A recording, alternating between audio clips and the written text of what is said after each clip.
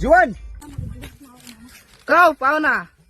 शेण मेन फेकिले आणि डोराची घाण आवड देतो उगा पटकची. हा रे साधी कपाची फुटी झालं का भो. जीवन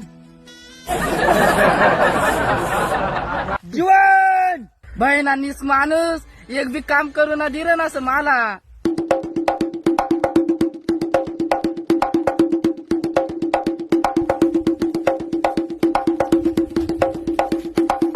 का हो पाहुणा?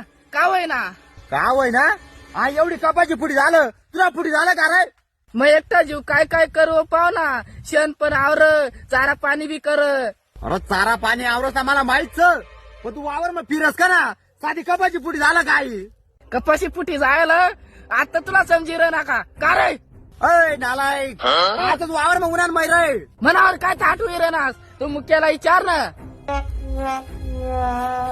काय मुक्याला विचारस त्यानी भाषा मला अजिबात समज ना. जीवन तू तिकडे काय बी कर पण एवढी कपाची 2 दिवस मग नेतायचं आलपाल ना तुला विचार करले. तताच मरी जा रे तू रे. 2 दिवस मग एवढी कपाशी नेचाय का. मला जर लग्न करी देत असत एवढी कपाशी नेचा ती ना का. आता तुला म्हणणार काय सर एवढी कपाशी नेतासाठी तुला लग्न कर देऊ का मग. हा मला लग्न करी दे. 2 दिवस नी काय बात करस. एकच दिवस म्हणायची काढसू. काय तू ना लग्न करी दिना तर तू 1 दिवस मी एवढी कपाशी नेची काढशी आणि जर ना लग्न करी दिना तर आईच कपाशी तू 8 दिवस लावशील का रे. बो तू तता शिलग आय गाव मला मजूर लायले आणि आय कपाशी नेचीले तुनी वाली. अरे तुला रावण्या करता ना मग पुरा गाव मधला मजूर ऊस तोडायला निघी झालच. आता का मग एकटा इथं नेतू काय कपाशी.